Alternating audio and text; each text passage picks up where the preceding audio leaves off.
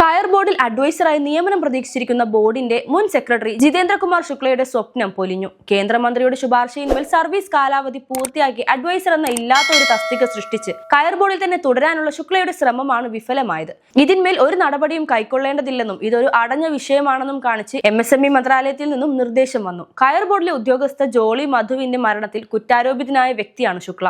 ജോളിയുടെ കുടുംബത്തിന്റെ പരാതിയിലും മാധ്യമങ്ങളുടെ നിരന്തര ഇടപെടലും ഫലം കണ്ടെന്ന് വേണം പറയാൻ. ഇനി അറിയാനുള്ളത് വകുപ്പ് പ്രഖ്യാപിച്ച വകുപ്പ് തല അന്വേഷണം നടക്കുമോ ഇല്ലയോ എന്നതാണ്.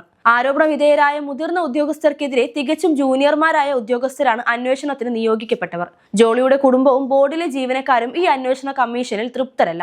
ആരോപണം ഉയർന്നു വന്നതിനു ശേഷം 2 മാസമായിട്ടും കുറ്റാരോപിതരായവർ ഇന്നും തൽസ്ഥാനങ്ങളിൽ തന്നെ തുടരുന്ന വിചിത്ര കാഴ്ചയാണ് കയർ ബോർഡിൽ കാണുന്നത്. അന്വേഷണ കമ്മീഷൻ അന്വേഷണം പൂർത്തിയാക്കിയോ റിപ്പോർട്ട് കൊടുത്തോ തുടങ്ങിയ കാര്യങ്ങളിൽ ഇതുവരെ വ്യക്തത വന്നിട്ടില്ല. കുറ്റാരോപിതരായ ഉദ്യോഗസ്ഥരുടെ കയർ ബോർഡിലെ നിയമനവും വഴിവിട്ടാണ് നടത്തിയതെന്ന ആരോപണവും ഉയർന്നു വരുന്നുണ്ട്. കേന്ദ്ര വിജിലൻസ് ഇതിൽ അന്വേഷണം നടത്തി അന്വേഷണ റിപ്പോർട്ട് നൽകിയിട്ടും തുടർ നടപടികൾ ഒന്നും കൈക്കൊണ്ടിട്ടില്ലെന്നാണ് ആരോപണം. ഇതെല്ലാം അഡ്മിനിസ്ട്രേഷൻ വിഭാഗത്തിലെ സെക്ഷൻ ഓഫീസറായിരുന്ന ജോളി മധുവിന് അറിയാമായിരുന്നിരിക്കണം. അന്വേഷണത്തിന്റെ പരിധിയിൽ ഇതെല്ലാം കൊണ്ടുവരണമെന്നാണ് ബോർഡിലെ ജീവനക്കാരുടെ ആവശ്യം. കുറ്റാരോപിതർ ഇപ്പോഴും സർവീസിൽ തന്നെ തുടരുന്നതിനാൽ തുറന്നു പറയാൻ ജീവനക്കാർക്ക് ഭയവുമാണ്.